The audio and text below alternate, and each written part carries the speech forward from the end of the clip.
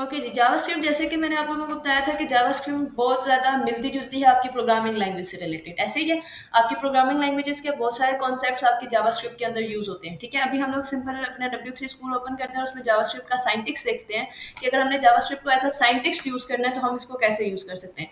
यहाँ पे देखो simple syntax and set of rules हैं। सबसे पहले यहाँ पर कोई बड़ा काम नहीं किया गया, बस 2 नंबर्स को according to this code 2 numbers को ऐड किया गया, ठीक है? अब अगर फॉर एग्जांपल मैं आपको यहाँ पे अपनी इसकी फर्स्ट लाइन दिखाऊं जिसके वेरिएबल एक्स, ठीक है? वेरिएबल एक्स का क्या मतलब है? आपको पता होगा कि हम क्या करते हैं प्रोग्रामिंग लैंग्वेज के अंदर, कोई भी वैल्यू होती है उसको किसी ना किसी वेरिएबल के अंदर स्टोर करवाना मस्ट होता है। किसी ना किसी वेरिएबल के अंदर स्टोर करवाना मीन्स दैट कि फॉर एग्जांपल आपने वो वैल्यू इन फ्यूचर दोबारा यूज करनी है, तो वो आपके पास उसका एड्रेस हो, आपके पास उसकी लोकेशन हो। विदाउट जब तक आपको पता नहीं होगा कि ये किस जगह पे स्टोर है। ये तो हमें पता है कि हम जब भी कोई भी प्रोग्रामिंग करते हैं, कोई भी कोडिंग करते हैं, वो पीछे जाके हमारे किसी ना किसी मेमोरी में स्टोर हो जाता है। ऐसे ही है ना? तो अब फॉर एग्जांपल मैं कोई वेरिएबल नहीं बनाती, फॉर एग्जांपल विदाउट मैं कोई वेरिएबल बनाए, मैं क्या करती हूँ, मैं कोई वैल्यू ले लेती हूँ, सिंपल 5 और 7 ले लेती हूँ। जैसे यहाँ पे 5 और 6 पड़ा हुआ है, ठीक है? मैंने वो वैल्यूज क्या की, मैंने लेके उनको सम करके मुझे आउटपुट तो आ गई। For in future for example मैं कहती हूँ मुझे वो 5 या वो 6 दोबारा कहीं यूज करना है, तो मैं क्या करूंगी, मेरे पास तो वो मुझे पता ही नहीं है कि वो मेमोरी में किस जगह पे सेव है।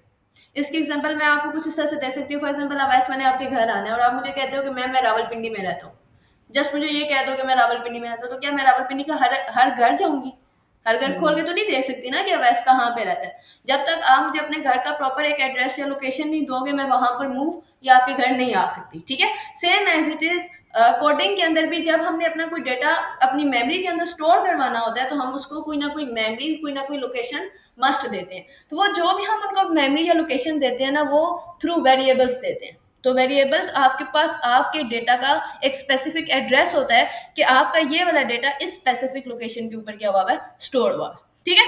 तो अब यहाँ पे जैसे आपको ये साइंटिक्स नजर आ रहा है, यहाँ पे var मीन्स डेट वेरिएबल ही है, और यहाँ पे उसने दो वेरिएबल बनाए, एक एक्स का वेरिएबल बनाया है, अच्छा, और सेकेंडली उसने y का वेरिएबल बनाया, y is also a variable. ये दोनों वेरिएबल्स हैं, ठीक है?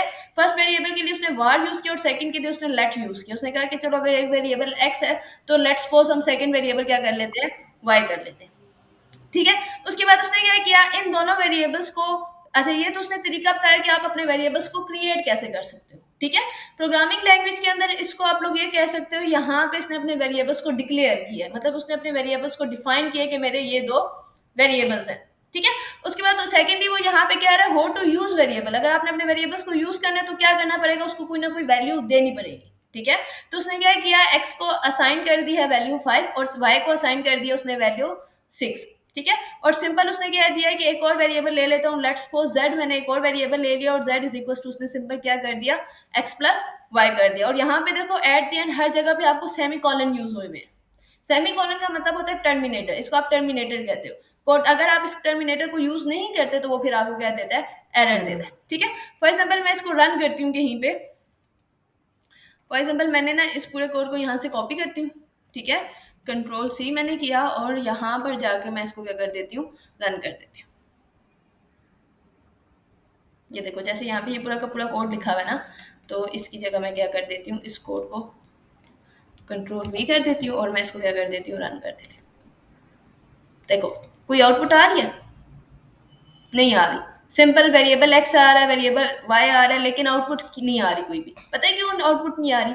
आपने जब भी कोई स्टेटमेंट को आउटपुट करवाना होता है ना, उसके लिए आपको एक, जैसे अगर प्रोग्रामिंग लैंग्वेज यूज करे तो उसके लिए आपको एक स्पेसिफिकली एक फंक्शन यूज करना पड़ता है जिसको आप लोग कहते हो प्रिंट, ठीक है? अभी जावास्क्रिप्ट के अंदर हमने जस्ट लॉजिक बनाना सीखी है कि हमने दो वेरिएबल्स को पहले डिफाइन किया, देन हमने उनको वेरिएबल्स असाइन किया और उसके ऊपर एक फार्मूला लगा दिया कि आप इन दोनों को क्या कर दो, ऐड कर दो, ठीक है? आगे इसको कैसे प्रिंट करवाना है, ये हमें आउटपुट कैसे शो करती है, तो इन फ्यूचर हम लोग इसको देखते हैं, ठीक है? यहाँ तक समझ आ गई कि वेरिएबल क्या होता है?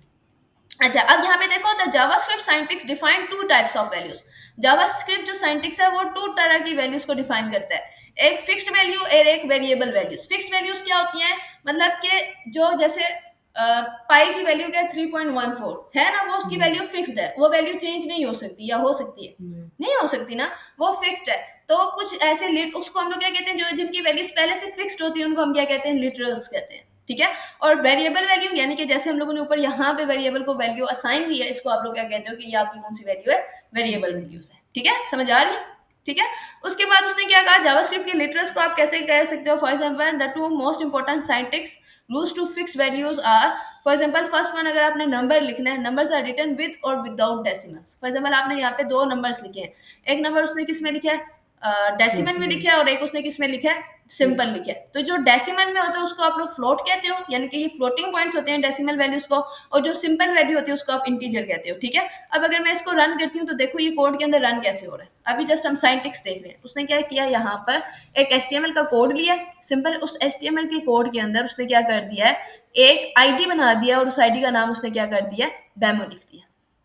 ठीक है, उसके बाद जावास्क्रिप्ट के लिए हमेशा आप कौन सा टैग यूज करते हो, स्क्रिप्ट का टैग यूज करते हो। स्क्रिप्ट के टैग के अंदर ये इसका मेन सिंटैक्स है, document dot get element by ID. वो कह रहा है कि अगर आपने कोई भी एलिमेंट आईडी के थ्रू लेना है तो उसके लिए आप कौन सा फंक्शन यूज करोगे, गेट एलिमेंट बाय आईडी। ठीक है, उसके बाद आईडी के अंदर उसने जो आपने ऊपर पैराग्राफ को आईडी दी है ना, डेमो, जस्ट उसने वो क्या कर दिया, डेमो लिख दिया। And dot inner HTML is equal to 10.05, और उसने उसको स्पेसिफिकली कोई वैल्यू दे दी। अब अगर आउटपुट में देखो तो सबसे पहले क्या लिखा हुआ नजर आ रहा है, number can be written with और विदाउट डेसिमल।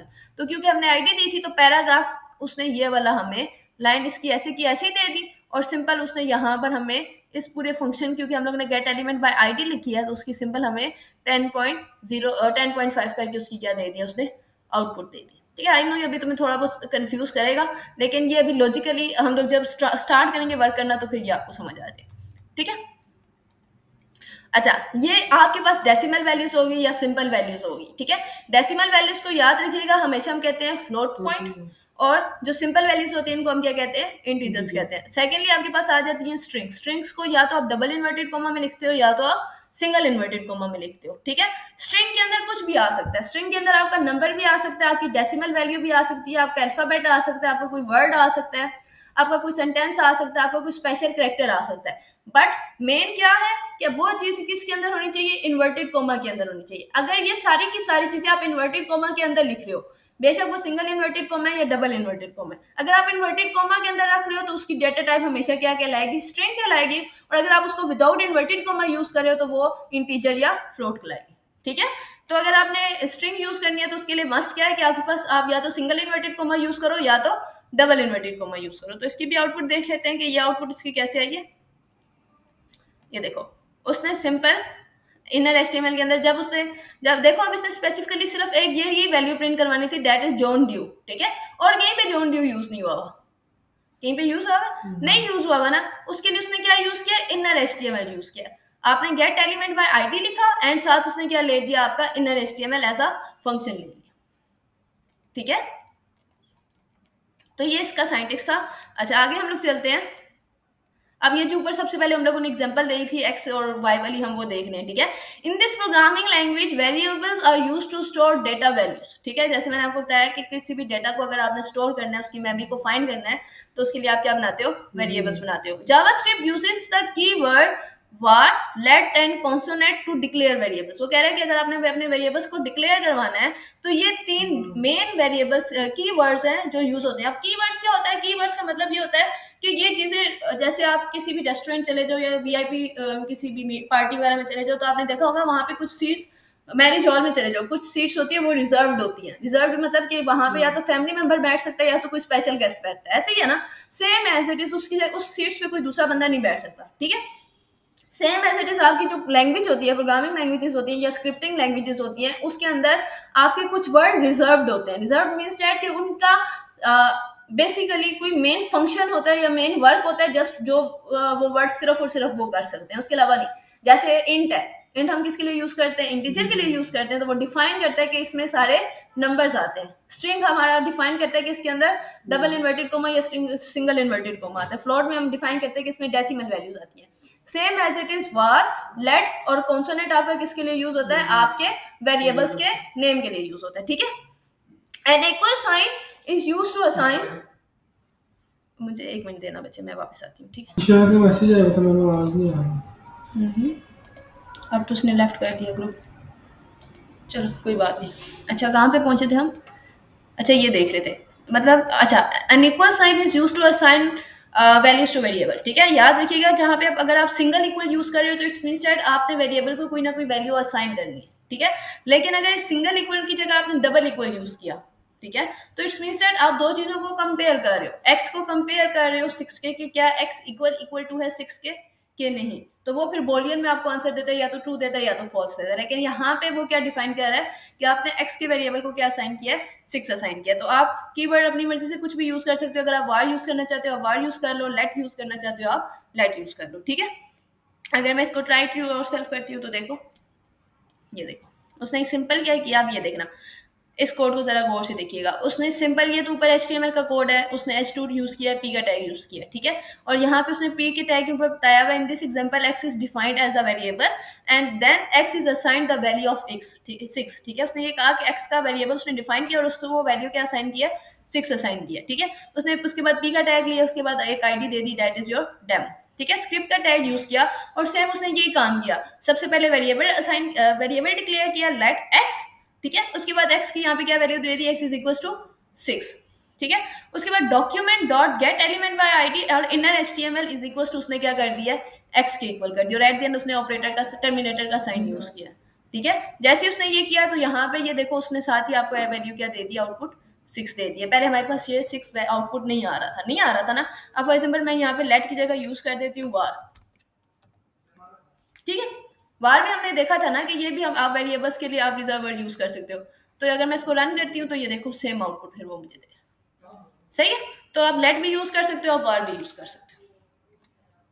अच्छा, ऑपरेटर्स के अंदर JavaScript use arithmetic operators. Arithmetic operators में वो plus, minus, multiply and divide use होता है to communicate values. For example अब जैसे ये है, तो मुझे बताओ सबसे पहले क्या होगा, डिमास रूल आपको पता है ना, divide, multiply, add and subtraction. और आपको ये भी पता है कि अगर ब्रैकेट्स आ जाएं तो पहले जो ब्रैकेट्स होती हैं वो कंप्लीट होती हैं। तो पहले अब यहाँ पे क्योंकि स्मॉल ब्रैकेट्स हैं तो पहले ये कंप्लीट होंगी, तो 5 + 6 11, 11 मल्टीप्लाई बाय 10, तो देन उसके मुताबिक वो आपको क्या दे देगा, आउटपुट देगा, ठीक है।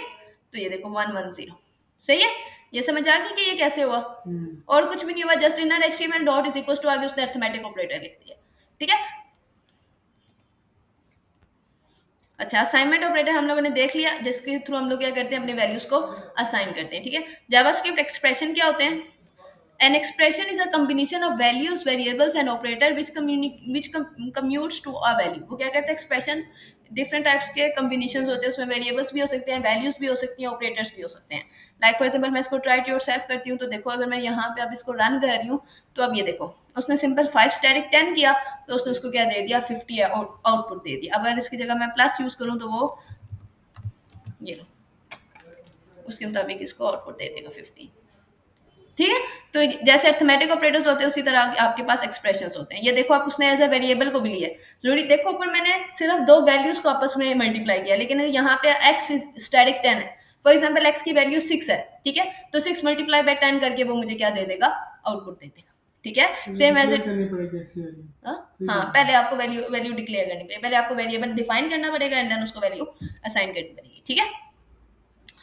अच्छा, JavaScript word, JavaScript keywords are used to identify action of to be performed. That let keyword tell us the browser to create variable, ठीक है। जैसे यहाँ पे उसने let as a keyword use किया है, तो let कीवर्ड हम किसके लिए यूज करते हैं, ब्राउजर को बताते हैं कि वो अब क्या करे, एक वेरिएबल क्रिएट कर ले। अगर आपने कोई वेरिएबल क्रिएट करना है, ब्राउजर को इन्फॉर्म करना है, तो आप क्या यूज करते हो, let यूज करते हो, ठीक है।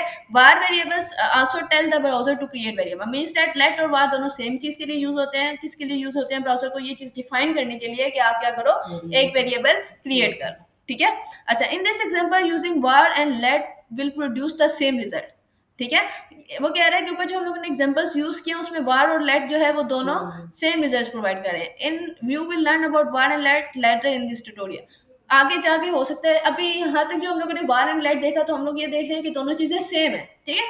ऐसा तो हो नहीं सकता कि प्रोग्रामिंग लैंग्वेज के अंदर अगर एक दोनों चीज सेम काम कर रही है तो उसे दोबारा दूसरी चीज डिफाइन करने की जरूरत नहीं है। It's means that in future हम अगले ट्यूटोरियल्स में ये चीज देखेंगे कि इन दोनों में मेन फर्क है, ठीक है। अभी यहाँ तक हमें वो चीज क्या बता रहे हैं कि ये दोनों रिजर्व वर्ड या कीवर्ड इस चीज के लिए यूज करते हैं कि आप डिफाइन कर सको कि आपने यहाँ पे क्या करना है, अपने वेरिएबल्स को क्रिएट करना है, ठीक है।